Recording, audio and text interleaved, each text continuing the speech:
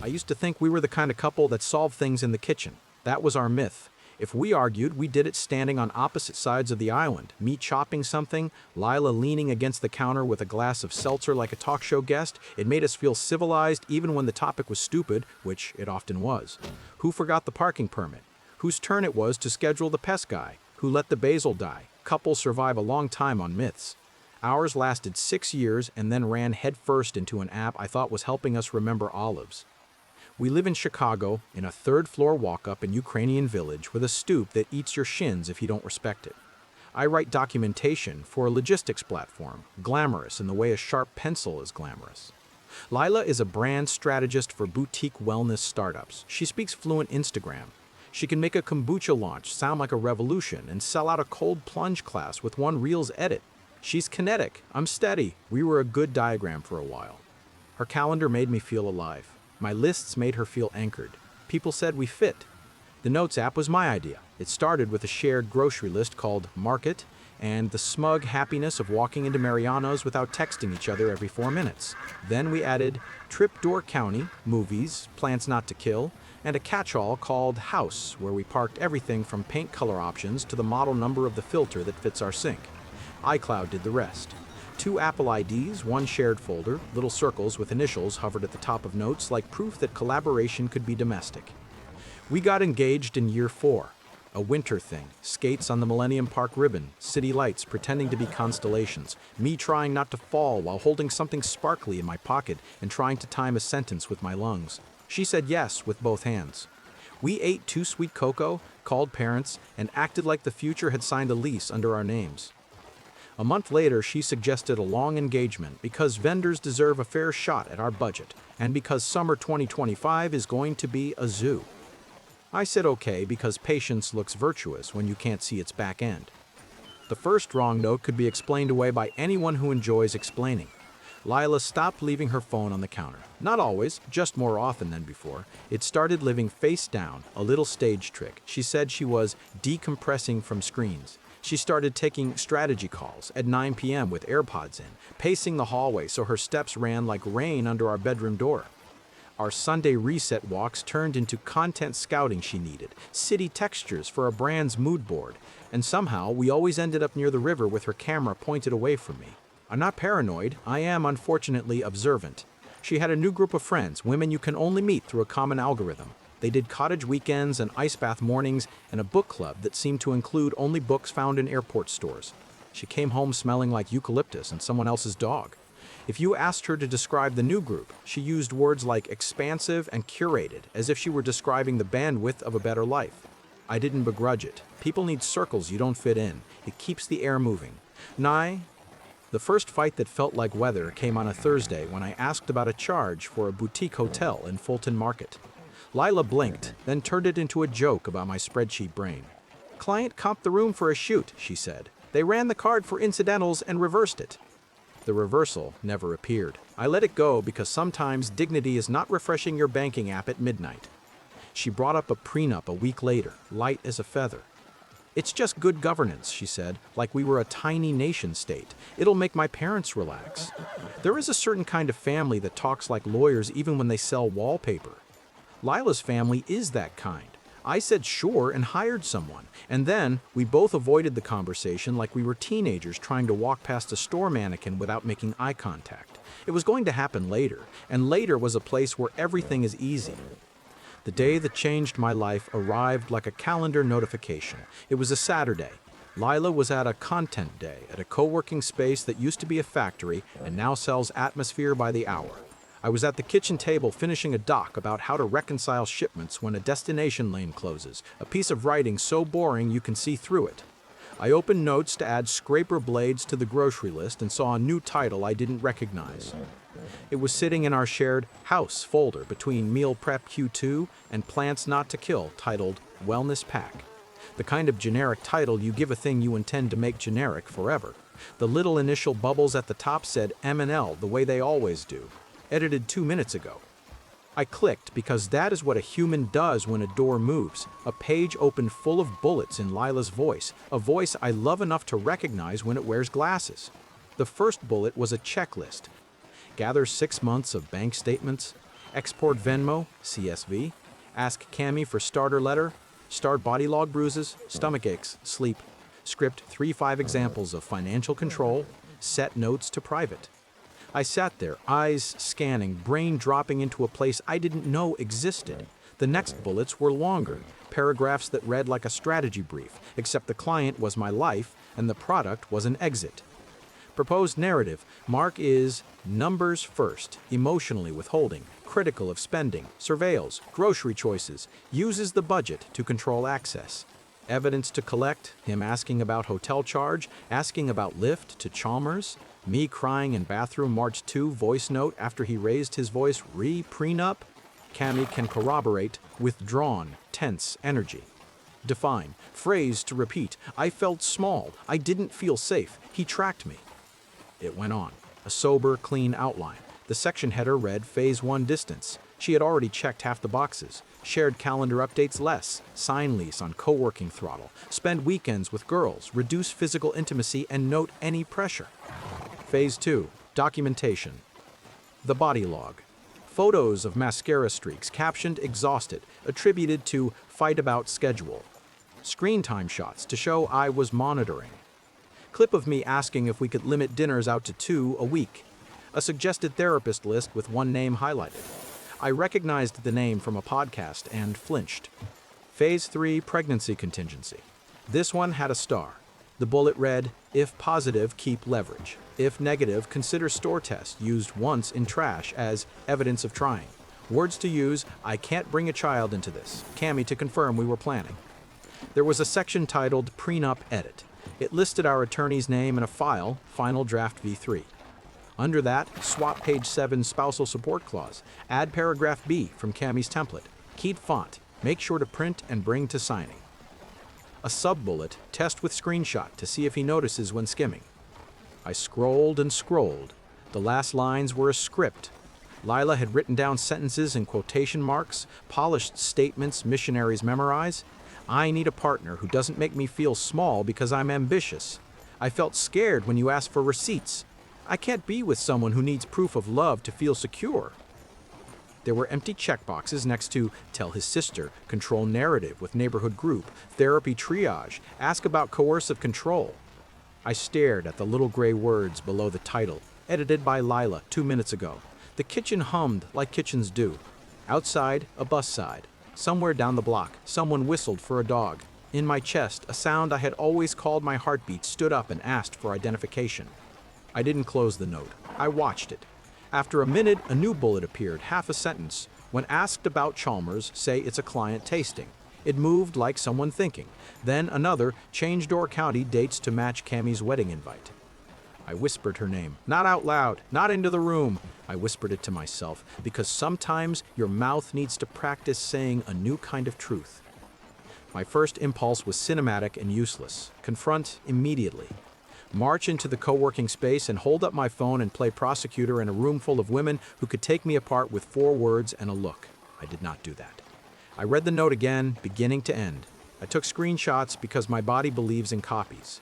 I opened iCloud settings and checked the sharing permissions because I needed to know if I had stepped into a private room or a shared hallway. The note lived in our shared house folder. There was no lock icon. She had not set it to private. She had intended to, and the checklist proved she knew how, but she hadn't. Maybe she forgot. Maybe the universe opened a window and trusted me not to mistake it for a mirror. My second impulse was to throw up.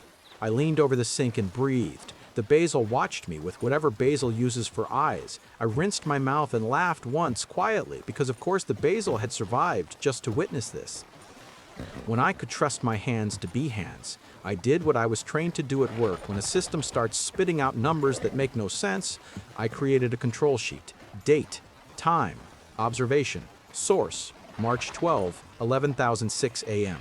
Note, wellness packs discovered in shared folder, screenshots taken, edits observed in real time. That line felt like entering evidence into a ledger that was also my chest. Then I went looking for context in the non-cinematic places. Our shared calendar, the line items in our joint account, the messages in our shared market note, almonds, oat milk, eggs, olives, that now read like code. The calendar had entries I hadn't added: therapy, errand, 4 p.m. on Wednesdays that Lila had, until then described as strategy hours. The joint account showed a recurring Venmo to CJ Intake for 75 with a leaf emoji, which could be anything and also explained nothing. In Market, a bullet from last week: prenatal vitamins, ask Cammy which brand. My lungs did something new. I stood a long time before I called my sister. Jenna is 2 years younger, a teacher who does not raise her voice because she doesn't have to. She was folding towels when she picked up. I told her I'd found something weird and then told her the content in the plainest words I had. She didn't gaslight me or fan me. She said one perfect sentence: "Don't let the panic write your next move." "What does that even mean?" I said. "Don't send a paragraph of pain texts," she said. "Don't give her lines to copy and paste into her narrative. Get quiet, get help, and make sure you don't accidentally break a law while you're trying to save your life." "I didn't hack anything," I said. "It was in our shared folder." "I believe you," she said. "I'm still telling you not to do anything you can't defend with a straight face in front of a judge with morning breath." "I hate that you're a teacher," I said. "I love that you're my brother," she said. "Call a lawyer before you call her. Don't be alone in the kitchen with this." I called a lawyer. That sentence will always feel like picking up a new identity at the airport. His name was Luis Moreno, referred by a developer at my company who had divorced and lived to make a good joke about it. Luis answered in his car, pulled over, and listened like a man who has learned that the smallest details decide the case. He said the line between documenting and snooping is thin. He said not to guess about prenups in progress. He said Illinois is equitable distribution, not fairy tale math. He said the words coercive control are important and not a toy. He told me to be kind to the part of me that wanted to burn it all down. Then he gave me a list that wasn't a fantasy: freeze my credit, pull my credit report, separate my direct deposit so I wasn't funding my own obituary, make a list of all shared assets, do not empty anything, do not touch anything that belongs to only her, document, don't editorialize. "What about the note?" I asked. "You do not forward it," he said. "You do not share it. It exists. You saw it. You wrote down that you saw it. If later anyone asks you how you knew, you tell the truth and let the metadata testify." "I want to throw up," I said. "Drink water," he said. "Then go on with your day in a way that looks like your day." That last line felt like a dare. I went for a run like I always do at noon. My feet did the route from our place to Humboldt Park and back without asking my brain for permission. I nodded at the man with the pit bull mix who always pretends he's not training his dog better than the rest of us. I passed a wedding shoot by the boathouse and didn't let it write a paragraph in my head. I came home sweaty and made a sandwich and didn't tell Lila anything when she walked in with a bag from Sweet Green and the smile she saves for early afternoon. We did our kitchen myth. She leaned against the counter and took a plastic fork pickle bite and asked about my morning in that feathery voice she uses when she wants the day to be a movie we can both enjoy. I said I wrote about freight exceptions and thought about buying you an olive tree. She laughed and said, "We'll kill it," and for 5 minutes we were the people we pay rent to be. Then she said, "I booked an overnight for my girls next month. Cammy found a cabin in Sawyer that looks like it was built for secrets. You'll love the photos." "The second weekend," I said, "the same one we blocked for Door County." The beat was small. Then she said, "We can push Door County. Your sister isn't going to mind." "Jenna already booked the ferry," I said. "Then we'll go another time," she said, kind as a cancellation email. "This retreat's important. Cammy thinks I've been neglecting my boundaries." I wanted to say I had just had a conversation with her boundaries, and they were writing a memoir with my name in every chapter. I said okay, because sometimes a simple okay buys you another hour to breathe. That night, the note updated again. Another checkbox ticked. Body log stomach ache after talk about prenup. Script example: he asked me to account for my spending. Talk to Aaron about building a safety plan. Use the word cagey. I lay in bed next to Lila and counted the breaths between her inhales. I counted 8, then 9, then whatever number comes after numbers, and then I got up and went to the living room and stared at the blue oven light like it was going to tell me how to get out. I did the control sheet again. March 12, 11:44 p.m. Note edited. New bullets. Words to use. KG, safety plan. Prenatal vitamins mentioned last week. Brand unknown. I remembered a fight 6 months ago where she cried and said she didn't feel like I chose her every day. I remembered how I brought out the spreadsheet of hours and dinners and weekends away, and how the spreadsheet had sat there like a witness for the defense in a trial no one wanted to watch. She had wiped her eyes and said, "I need a partner, not a merchant. and I had tried to love her better without counting. Somewhere in there, someone had taught her how to count differently, and now we were going to find out whose math the world rewards. I didn't sleep. Again. At 5 a.m., the city asked me to make a decision. I decided not to do anything heroic or ugly. I wrote one sentence on a sticky note and stuck it to the inside of my closet where my shirts hide it. Don't let panic write your next move. In the morning, I called Luis and told him I wanted to move my direct deposit and set up a separate checking account for my paycheck, so our joint would only do what a joint should do: rent, utilities, groceries, the cat's absurd veterinary insurance. He said, fine, do it this week, leave nothing empty, and don't be weird. He said the words "don't be weird" at least twice, like a spell.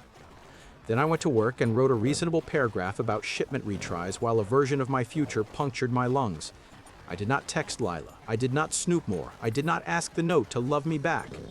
2 days later, the prenup draft came from my attorney with a polite line: "Please review and confirm for signing Tuesday."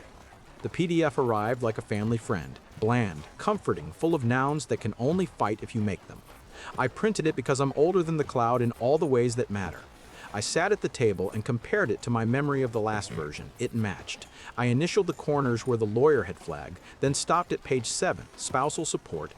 A clause I didn't remember seeing was there now. If marriage lasts 3 years or more and ends without children, spousal support shall be deemed appropriate for a period not to exceed 24 months, regardless of fault. It had my lawyer's header, my lawyer's boilerplate, my lawyer's font. I took out the previous draft, V2, which I had saved because of who I am, and compared the paragraphs line by line. In V2, the spousal support clause said the opposite: no maintenance unless mutually agreed on in mediation, regardless of party fault. Fonts can be identical and still wrong. The spacing told on the lie. The punctuation betrayed it. 2 on dashes where my lawyer only ever uses one. Once you see it, you cannot unsee it. I texted Luis. He told me to email him both drafts and to say nothing to Lila. He called me an hour later with his voice in a lower register. "Do not sign any version she prints from her email," he said. "We sign a version generated by my office, printed in my office with a watermark. You will not bring anything on Tuesday. You will show up and let me be the jerk." "I don't want this to become a scene," I said. "Then don't walk in with gasoline," he said. "Walk in with a bucket." That night, we had tacos at Taqueria Chingon and pretended to be a date. Lila flirted, touched my elbow, asked about my sister's classroom like a person who lives on this block. I asked about her clients, and she told a story about a kombucha founder who cried because a bottle broke during a shoot and they were already living on fumes. I asked how her body was feeling, and she said tired but clear, in a voice I had never heard her use before this winter. The note added a bullet later: "Dinner!" He tried to pull me back in with empathy. "Respond gently. Don't let him script you." I went back to my sticky note. "Don't let panic write your next move." I didn't. I went to bed and held her while she snored lightly because muscle memory is not a villain. I woke at 3 and watched the streetlight paint a line on the ceiling that looked like a future and felt like a test. The next morning, I found a new note in our shared folder called Resets. It was full of strategies that sounded like something out of a workbook: Gray Rock, JAD, justify, argue, defend, explain, don't, medium chill, I statements. It wasn't evil. None of it was. It was the vocabulary of people trying to get out without a fight, which would have been noble if the exit weren't paved with a script where I am an abuser. At noon, Luis emailed, "I will be at signing. Bring nothing. Say little. If she brings a print, I will compare. If it's clean, we sign. If not, we reschedule. Either way, you eat a sandwich afterward." Eat a sandwich afterward might be the kindest thing anyone has ever instructed me to do. On Tuesday, we walked into a conference room with a view of the river that makes people nicer. Lila wore a cream sweater and easy hair. She hugged my lawyer because she is the warmest person in any room until you discover temperature is a strategy. She had a neat folder with tabs. She set it down and smiled at me like a commercial for middle-class harmony. Luis nodded at me like a man about to fold a parachute. He printed the final from his machine, watermarked, date stamped. We sat, read, initialed. Lila reached for her folder and slid a printed version toward me with a generosity that would have melted anyone who didn't know fonts. "I annotated the parts that confused me," she said. "Luis didn't let me touch it." He placed it next to his copy and scanned, eyes running like a copier. His pen tapped once on page 7. He looked up at me, then at her. He was very polite when he asked, "Where did this paragraph come from?" Lila didn't flinch. "Cammie's attorney suggested clarification," she said. I assumed your office would incorporate. Luis smiled without showing teeth. We don't incorporate third-party edits, he said, and we don't sign altered drafts. We'll reschedule. I need to talk to counsel. He stood, closed his folder, and told me to get that sandwich. In the hallway, Lila grabbed my wrist with the hand that wears the ring I thought we earned. You're making this combative, she said, too quietly for the receptionist, just loud enough for my heart. I'm making it accurate, I said. There's a difference. We ate sandwiches in horrible silence on a bench by the river. A tourist boat went by with people pretending to learn architecture. Lila scrolled her phone with her thumb moving like a metronome. My sticky note blew around inside my ribcage and stuck to whatever organ counts courage. That night, I opened notes. The wellness pack had a new bullet, unchecked confrontation script. If he catches edit, it sat there like a gun that jammed. Below it, another bullet, alternate plan file first. The second half of this story begins in a courthouse hallway that smells like carpet and fear. But before that, there's a weekend where she goes to Sawyer with the girls, and a Monday where I put my paycheck in a different account, and a Tuesday where Jenna comes over with lasagna and refuses to let me narrate my own pain for the camera in my head. Somewhere along the way, the woman I loved tries to turn a shared note into a net. I pick up a pen and write down nouns until the net becomes a rope I can climb. I didn't expect the first blow to arrive by mail. It was a Friday. A deputy slid a manila envelope into my hands and said my name like it was an answer to a test, Mark David. Inside, her petition for an emergency order of protection, a notice of hearing in 10 days, and a temporary order granting her exclusive possession of the apartment until the hearing because of coercive control and financial monitoring. The language was clean and practiced, as if written by someone who had highlighted the right phrases in a workbook and then underlined them again in her head. Do I have to leave now? I asked. You have 24 hours, he said. Don't contact her. Pack essentials. Keep it calm. I texted Luis one sentence, served. He called in a minute and sounded like a man who keeps a go bag by his desk. You're going to comply to the comma, he said. You will not try to explain anything to her. You will not write the judge a memoir. We will answer with exhibits and nouns. Bring the folder. Bring copies. I packed like I was leaving a country. Clothes, laptop, chargers, the ridiculous engraved chef's knife Jenna gave me last Christmas, the control sheet, the screenshots, the 2 prenup drafts, the wellness pack, and resets. Notes printed from iCloud with the header that shows the Apple ID and the timestamp. I took the cat to Jenna's and slept on her couch, staring at the ceiling like it had hidden captions. Over the weekend, I became an administrative machine.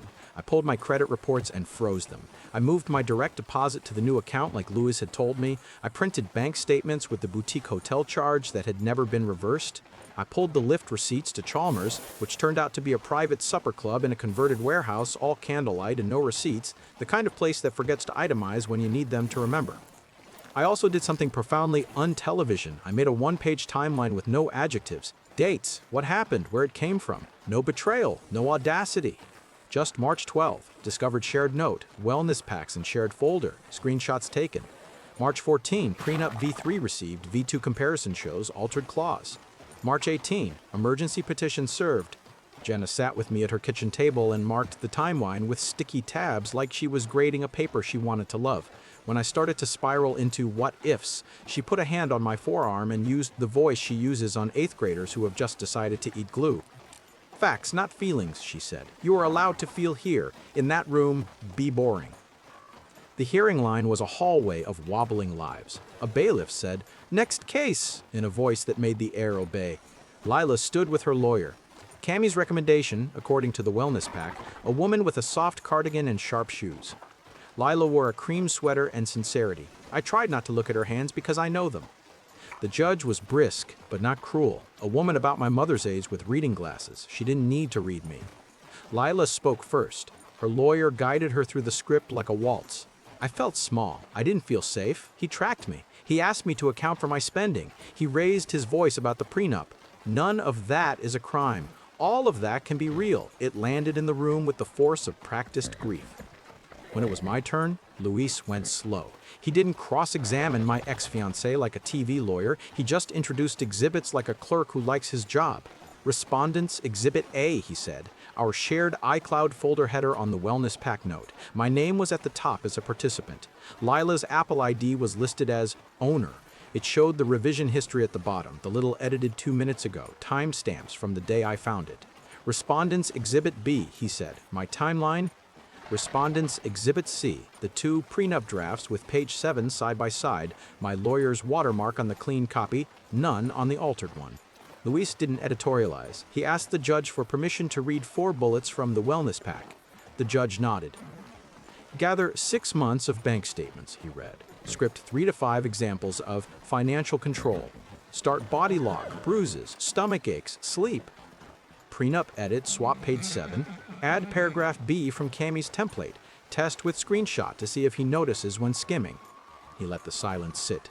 This document lives in the petitioner's shared folder, he said. She intended to set it to private. She did not. My client did not hack anything. He is listed at the top as a collaborator. The metadata is visible on the printed page. We're not guessing. Lila's lawyer objected vaguely to character evidence. The judge held up a hand. I'm going to ask you something direct, she said to Lila. Did you create this document? It's a safety plan, Lila said. My counselor encouraged me to write things down because I was scared. Those phrases are how scared feels. I'm not dismissing that, the judge said evenly. I'm asking if you wrote in your own plan to alter a prenup. Lila looked at her lawyer. The lawyer answered. Those are drafts of drafts, she said. Explorations. Luis didn't smirk. He simply slid the 2-page 7s forward again, like a magician showing that both hands are empty. Explorations that made it into a printed draft that my office did not generate, he said. The judge took off her glasses and put them back on with the pneumatic sigh of a woman who has done this too long to be surprised and still hates being asked to be. Ms. Ainsworth, she said, voice flattening, when people weaponize clinical language to win a civil dispute, it makes this courthouse worse at protecting people who genuinely need it. I am not making a ruling on your character. I am making a ruling on this petition. The emergency order is vacated. Exclusive possession returns to the respondent. You will exchange keys through counsel within 48 hours. You will both refrain from posting about this case online. You will both refrain from contact outside of counsel except for logistics as necessary. There will be no temporary maintenance order today. The court is not a venue for trial runs. The gavel wasn't dramatic. It clicked. The sound woke me up and calmed me down at the same time. Outside, in the hall, Lila's face looked like a set that had been struck too fast. For a second, I thought she would cry, and I would follow my muscle memory straight back into the fire. Instead, she whispered, "You hacked me," and I said, "It was in the folder where we keep olives," and she laughed, one painful burst, because the absurdity got there before our anger did. Back at the apartment, I changed the Wi-Fi password, because Louis told me to. I put her essentials in labeled boxes and left them with the doorman because the judge told me to. The quiet between those errands felt like a room that had finally exhaled. I slept 12 hours and woke up twice with my heart sprinting for a finish line that didn't exist. The fallout didn't go viral. It went local, which is worse. Cammy's fiancé, Miles, texted me a week later. I've met him twice. He works in IT for a boring company that runs on servers and coffee. I think I owe you an apology, he wrote. I found some files in our shared Dropbox when I was backing up her laptop. Templates, starter letters. You weren't the first name on a switcheroo page. He sent a screenshot with the names blurred. The file structure was sterile. Folders named safety plan language, prenup edits, body log starters, all time-stamped in the last year. I sent it to Luis. He told me to breathe and not to forward. Civil suits come and go, he said. This is not your crusade. Stay in your lane. Lila texted me 3 sentences the next day. I didn't expect it to go like this. I'm sorry you felt cornered. I still think you like numbers more than people. It read like a person who was trying to fold dignity around a bleeding thing. I didn't answer because there are no sentences that don't make things worse after a judge has told you to speak only in logistics. I forwarded her the locksmith's invoice for the key exchange and checked it off my list. Her parents called mine. Her mother left a voicemail with the sound of a disappointed table setting clinking in the background. We raised Lila to advocate for herself, she said, as if advocacy were the same as strategy. My mother called to ask me if I wanted to come home and eat soup at the dining room table like I was 17 and had crashed a car.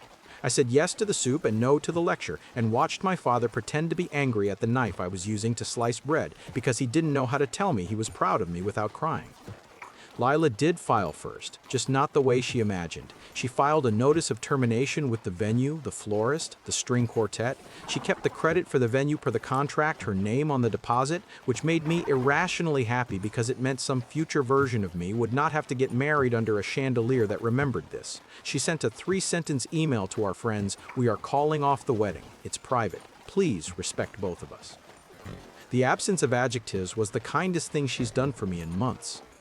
Work didn't implode. My boss asked me if I wanted to take time.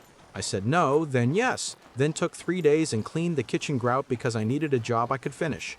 Dev came over with dumplings and said only one thing that stuck. "Be proud you didn't make the court your audience." It felt like someone turned down a radio in my chest. Cammie called Jenna and left a long voicemail about how safety planning is not manipulation, about how the patriarchy uses tone policing to drown women who are just trying to not die. Jenna texted me a screenshot with, "I am built for 12-year-olds, not this." I told her to block the number and leave me out of interpretive dance. The move out happened on a Saturday morning in April. Lila took the long wooden table we'd found together in Pilsen because she paid for it outright with a freelance windfall. I let it go and kept the chairs because they were mine in the receipt. She did not take anything with my grandmother's name on it, which made my heart try to forgive her for things that aren't forgiven with restraint. She left me a note on the fridge that said, "I'm deleting the shared folder. You can keep the grocery list. Good luck." I kept Market and deleted everything else and cried over a list that said olives. The karma came sideways. It always does. A boutique fitness studio she consulted for dropped her after a client forwarded a screenshot of a template from Cammie's folder that sounded too much like their own messy breakup.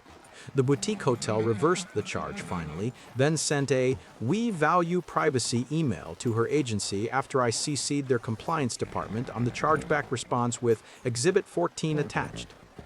The kombucha founder she'd championed posted a long note about moving in a different direction that read, "Like a person who lost a war with their conscience and their budget." And because the internet has a feral logic, someone on a neighborhood Facebook group posted a complaint about women weaponizing therapy language to dump guys who aren't photogenic and used a screenshot of a different wellness pack. It wasn't hers. It didn't matter. The thread metastasized. Comments hit 600 by noon. Ahmad shut it down. The problem was real and also not a blunt instrument. I stayed out of it and made a sandwich. When the dust settled, nothing looked like triumph and everything looked like Tuesday. I kept the apartment because it's a third-floor walk-up and the stairs remember my knees. I sold the ring back for less than I paid because that's how the world works and I don't blame it.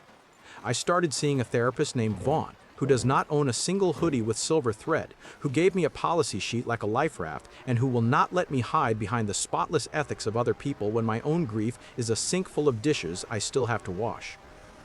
One afternoon in June, I ran into Lila on Division near a plant shop that refuses to sell basil to people like us. She had her hair in a knot and a tote slung over her shoulder that said, "Make room." We did the micro nod of exes who will not rehearse their worst words in public. She stepped closer anyway. "I don't think you're a bad man," she said. "I don't think you're a cartoon villain," I said. She smiled in a way that told me she understood I'd just complimented her while refusing to carry any groceries. "I thought planning meant safety," she said. "I let it mean control." "I thought counting meant care," I said. "I let it mean scorekeeping." We stood there being honest and not reconciled, which I'm starting to think is a form of adulthood they should put in the manual. I don't need a sermon here, but if there's a point I can live with, it's this. Words like coercive control, safety plan, and gaslighting are tools. Tools save lives. They are not toys for winning the optics war with someone you promised to love. The flip side is also true. Budget, prenup, boundaries, those can be tools or weapons depending on whose hand holds them and what the other hand is doing. Our disaster wasn't one person's superpower. It was two people's bad habits with a free app in the middle. Tell me what you would have done. Would you have confronted in the co-working space and blown the roof off the myth early? Or quietly collected the boring exhibits and let a judge hear them without adjectives? Would you have kept the ring in a drawer hoping the room got kinder? Or called off the wedding the minute page 7 changed fonts? Drop your take in the comments. If this one hit that messy human nerve, hit like so, it finds the next person staring at a wellness pack in a shared folder at 11,006 a.m., and subscribe for more long, twisty stories where the monster isn't magic, it's metadata.